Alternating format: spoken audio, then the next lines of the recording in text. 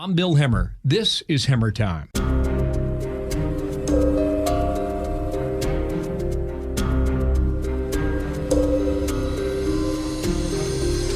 What a week it has been. Washington, D.C. Chad Pergram covers everything on the Hill for us. And Chad, good afternoon to you. It is, so our listening audience knows, 5 o'clock in the afternoon on Thursday, January 7th. So let's take this as best we can tell. Nancy Pelosi today says the Capitol Hill police chief will resign. Is that where we are on the security front now? Well, the whole problem is that they didn't have, and it's quite obvious, a good security plan at all. This is where you have had Nancy Pelosi ask that Stephen Sund resign. You have had Chuck Schumer, the Senate Majority Leader, incoming Senate Majority Leader, say that Mike Stenger, the Senate Sergeant-at-Arms, if he doesn't resign, again, he was appointed by Mitch McConnell, if he doesn't step aside, he will fire him. And Pelosi saying that Paul Irving, the House Sergeant-at-Arms, has already informed her that he will step down. I mean, that's all three. I mean, that's right there, what we call in Capitol Hill, the Capitol Police Board. They've all said they're going away, or at least there's calls for them all three to go away, because they're all three in charge of security, and nothing worked. Lindsey Graham said if you had anybody who was in charge of security and they were in the military, and this happened, they would be relieved from their command and court-martialed. Wow. There's already some reporting that some of the people who came to Washington, listen, the greater majority of them came in peace. We grant them that, and we should. But there is an element there that came to do some trouble. And apparently online over the past several weeks, they've been sending messages pretty much suggesting that they were on their way. Can we answer now how they missed that? Well, they do have intelligence services in the Capitol Police, and they share things with the FBI and the Department of Homeland Security and so on. So that's not that rare, frankly. But did they miss something? This is just not potentially on the U.S. Capitol Police. There has always been this question, Bill, about what the perimeter should be. I was always told they want to keep the fight outside, meaning that you have the bubble around the Capitol. If not much is going on, well, people can almost walk right up to the edge of the building. Can't get in the building unless you're supposed to be there, but you can walk almost up to the edge of the building. But when you have a big event, you want to spread the perimeter out deeper, a balloon around the bubble, essentially around the Capitol. They did not keep the fight outside. And I think what shocked everybody is that it just wasn't, 1, 2, 10 people who tried to get in. You had hundreds, if not thousands, getting in and then just not saying, oh, I'm in, then marauding around the building and trashing offices, thinking it was appropriate to go into the Senate chamber, thinking it was appropriate to then, challenge Capitol Police. This is where Lindsey Graham says, how in the world are we 20 years past 9/11? And this happens. They could have had weapons, explosive devices, bombs. He says they could have blown up the entire U.S. Capitol and taken out the entire government. And Lindsey Graham is right about that. Yeah, indeed. When you talk about more security, I remember after the Oklahoma City bombing mid-1990s when the perimeter at the White House was pushed back for the first time. And we go further and further away. And when this happens, we get further from each other. And the security barriers, by and large, stay. And that would be my expectation, perhaps, for some time to come. Now, I was in Atlanta, Georgia, waiting for the second Senate race to be decided on Wednesday afternoon. You were at your position, your post in Washington, D.C. You haven't gone to bed all night. I respect the work you do, Chad, and I want our viewers and our listening audience to understand that. You work harder than anyone else in media in Washington, D.C. So I tip my hat to you. And I know your throat is sore, so thanks for bearing with us here. But take us through where you were at 1 o'clock on Wednesday, because the last time I remember seeing you on the air, I think we stayed on the air for 3 hours. I think you were on the air for probably 14.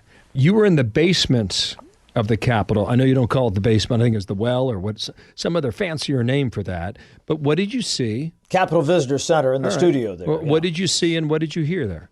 Well, we knew we were going to be down there in our studio, what we kind of have used as our studio during the pandemic for quite a while. And so we had rigged things out where we could see the House and Senate floors. and listen to the audio, because they were going to debate these, slates of electors from different states. And that was going to be key to listen in and interpret and tell folks, like you on the air, walk you through what was going on now on the House and Senate floors. When I first got to the Capitol, because I was intending to work late anyway, because of the, we thought they were going to go all night debating different states of electors. So I got there right about 1 o'clock. Bill, I'm trying to get into the Capitol, and I can't, because I have this wave of members coming out across the street saying they're not letting us into the Capitol. Because at that point, right about 1 o'clock, there was concern that they had breached the security perimeter outside the building. And then you had people climbing the walls like Spider-Man and actually breaking glass to get into the building. And the two things that stick with me is watching Jim McGovern, Democrat from Massachusetts, on the floor when he was then instructing people and listening to his audio, because they cut the feed, but I could still hear the audio from the floor, telling members and staff in the chamber, reach under your seats. There are escape hoods there, and giving them directions as to what to do. I have been told of that scenario, and they practice this, and they preserve this scenario for like State of the Union, and this is pretty close to that. I didn't actually think I would see or hear it. And then I could see some of Nancy Pelosi's floor staff, her floor director, Keith Stern, running, which was one of the biggest signals to me that something was amiss. Wow.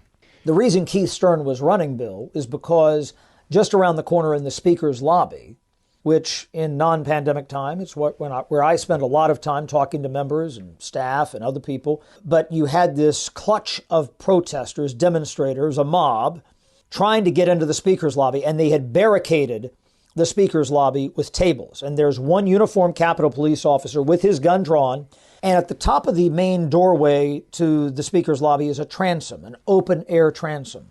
And the woman who was shot started to try to climb to get over the top of that transom. Now, immediately past that door and that transom and that entryway is another doorway that leads you right into the House chamber. You are right there on the floor. It's just a few feet away. Had she gotten over top of there, she could have just rushed in to the House chamber. And when she went up, that's when the Capitol police officer shot her, because there were going to be people in the chamber probably. Huh. And that's obviously, what may have concerned him. And seeing that on video later in that same spot where I have spent probably hundreds of hours in my career, Bill, and now that someone was killed in that spot, and remembering this on one of the most ignominious days in Washington history is remarkable. Yeah. Let's pause right there. More Hemmer time after this. Your comment about Lindsey Graham is well taken. 20 years removed from September 11th, and who knows what people can bring with them. Who knows what they can bring on them. Wow. What struck me is how long people were allowed to loiter before action was taken. And it just seemed to me like everyone was off the wrong foot, and it was a really bad look. And I would say, Chad, an ugly day. Final thought. Yeah, no question about the ugliness of it. The thing that I'm struck by in all this, too, is they have had the Capitol closed to tourists since the pandemic started. They shut everything off last March.